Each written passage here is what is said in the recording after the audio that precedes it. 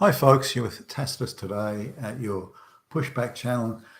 Thank you for joining this live stream. Now, in this live chat, I'd like to talk about voting and where is voting going to go as we look into the future. Who will have the vote? What will the vote mean? What value will the vote have? What value will the globalists allow it to have? Will we wrest back control of the vote and the democratic process from the globalists? And if so, what should we do with it once wrested from their control, and so on? I think everyone can agree that now that all across the Western world, the globalists have completely neutralized the citizen's vote. The citizen has no say in its government anymore. The globalists select the politicians that are going to stand for election, and they select the policies that the politicians will have. And if they, for whatever the reason, lose control of that, then they'll simply rig the election to regain control.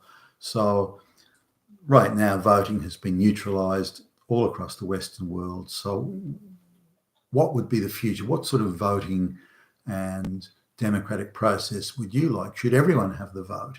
Should some people have the vote? Should only those that contribute the most have the vote?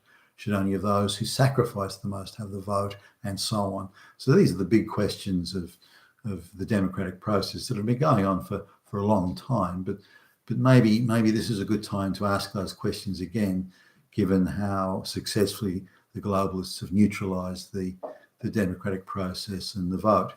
Now, if any of you know the videos or watch the videos on YouTube of Mark Dice, and others do it, you'll see when voters get asked even basic questions about various things to do with liberty and democracy and so on, they don't seem to have a clue. I always thought that the people that make these vids purposefully select morons to ask questions of, but it's actually more than that. I think a lot of the people that have the right to vote don't realise what's happening in the world at the moment and how their vote has been reduced to just a meaningless charade, and don't understand things that support democracy and why democracy is buttressed by things like the rule of law and due legal process and an accountable government and so on and so forth. So if we go back in time, certainly in modern sort of the modern democratic process, in 1830s Britain, for example, say somewhere in the region of 15% of the population, adult population, had the vote. That was gradually increased till the 1880s when you had, say, 65% of men thereabouts, and say 15% of women had the vote. And that's about, you'd think, given the requirement to vote meant you had to have a certain income or own a certain amount of property or so on. This reflects people who've got skin in the game, and to some extent it's just a bit over heavy on the upper classes at the expense of the lower classes. But the idea is that you either have to have skin in the game or you're making sacrifices, one or the other or both. And only then are you contributing to the civis, and only then should you have a vote. And there's actually a lot of merit in that. Whether you agree with it or not, it's another thing, but there's a lot of merit in that.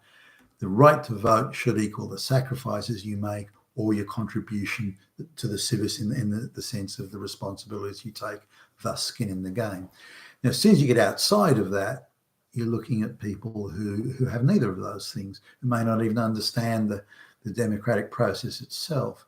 Now, in terms of the working man or working people generally, they know if they've got a job or not. They know if they've got enough money to put food on the table or not, those sorts of things. And they may vote for a political party that is most likely to deliver those things. But it was really World War One and shortly after World War One when universal franchise came in, when men and women over the age, I think it was 21 at the time, they had the right to vote, because in World War One, there was a total mobilisation of the economy and everyone had to make sacrifices. Either they were laying down their lives on the battlefront, women were sending their sons to die, and young women were working in factories and doing other duties that were considered, generally unthinkable for women at the time. So, because of these sacrifices and because of this contribution to the war economy, it was seen reasonable to extend the vote. So it was. Now, 18-year-olds were then given the vote later on, and this was typically brought about by the Vietnam War, where if an 18-year-old is drafted to give their life on the battlefront for their country, then it's only reasonable they should have the right to vote. They decided to give 18-year-old women the right to vote as well, at generally the same time. So this is how the franchise was extended. The franchise, the vote, the right to vote, was given. You're making these sacrifices. We expect you to make these sacrifices. Therefore, in return, we give you the vote. You should have a say in these matters. And I believe that's fair enough. But it's gone off the rails since then, in the sense that people aren't required to make those sacrifices anymore, or certainly haven't for quite a while. They're not required to make the sacrifice, whether it be in wartime, which is unlikely to be a mass mobilisation matter in the future, although it may be, but it's unlikely. And because they're not required to make sacrifices in mass mobilisation or in laying down their lives, should the vote apply universally to people if they're not making a sacrifice? For example, if someone goes to serves in the military and serves in frontline duty in the war, and they're risking their lives, that person, I think, should have the vote regardless. But coming back to the vote and who should have the vote generally, I think 1880s England was roughly the high point of that. There was the 65% of men having the vote and 15% of women. I think that was about as good as the best informed people with the biggest skin in the game, who are taking most responsibilities in the civics. I think they should have the right to vote. And other people should have the right to vote, but only based on the sacrifices they make or their contribution to the civics. And I think it should come with that. So the vote should have with it duties and responsibilities to the nation and to the civics and to the common good.